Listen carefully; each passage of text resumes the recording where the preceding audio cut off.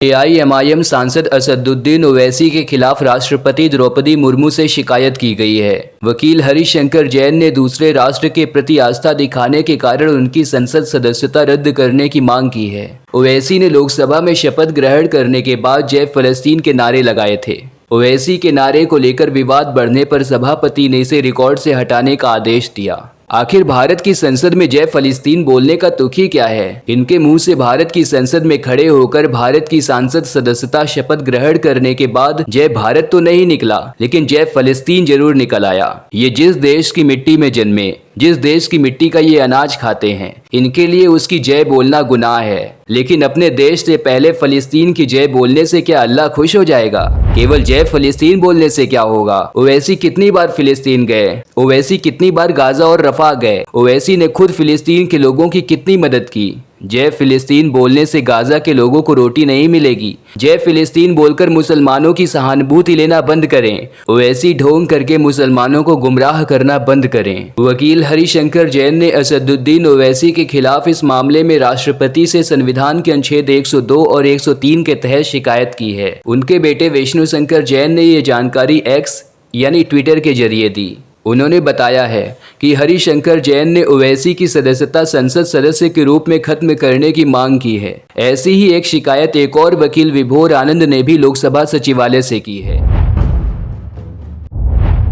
संविधान के अनुच्छेद 102 में वह स्थितियां बताई गई हैं जिनके अंतर्गत किसी संसद सदस्य को अयोग्य घोषित किया जा सकता है।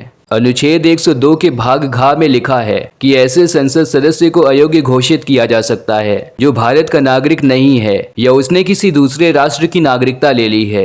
इसके अलावा उसे इस आधार पर भी अयोग्य घोषित किया जा सकता है यदि वह दूसरे राष्ट्र के प्रति श्रद्धा रखता है। वहीं संविधान का अनुच्छेद 103 अनुच्छेद 102 के तहत किसी संसद सदस्य को अयोग्य ठहराए जाने को लेकर फैसला संबंधी शक्तियां देश के राष्ट्रपति को देता है।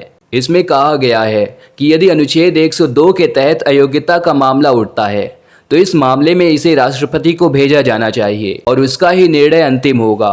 इसी अनुच्छेद में कहा गया है कि अयोग्य घोषित करने के लिए राष्ट्रपति चुनाव आयोग की सलाह लेगा और उसी के अनुसार निर्णय करेगा।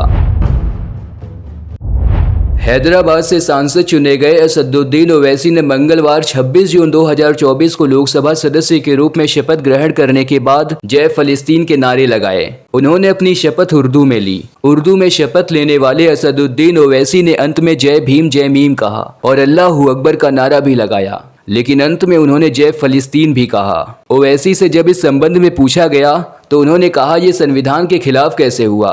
ये संविधान के कौन से प्रावधान के हिसाब से गलत है? जी किशन रेड्डी के विरोध पर उन्होंने कहा कि उनका काम है विरोध करना, हम उन्हें खुश करने के लिए क्यों बोलेंगे। उन्होंने इस दौरान फिलिस्तीन को लेकर महात्मा गांधी के विचार पढ़ने की सलाह भी दी। वहीं दूसरी तरफ ओवैसी के खिलाफ शिकायत करने वाले और उनका विरोध करने वालों ने तर्क दिया है कि उन्हें भारत से ज्यादा फिलिस्तीन से प्यार है, इसलिए उन्होंने जय हिंद जय भारत की जगह जय फिलिस्तीन का नारा लगाया है, जो कि उनकी दूसरे देश के प्रति श्रद्धा दिखाता है। एक स्वस्थ लोकतंत्र के लिए ओवैसी का नारा बहुत ही खतरनाक है। अगर कोई कार्रवाई नहीं की गई तो ऐसे ही इनका मनोबल और अधिक बढ़ेगा और एक दिन संसद में पाकिस्तान जिंदाबाद और गाजा जिंदाबाद के नारे भी गुंजायमान होंगे। ऐसे में उन पर कठोर कार्रवाई होनी चाहिए।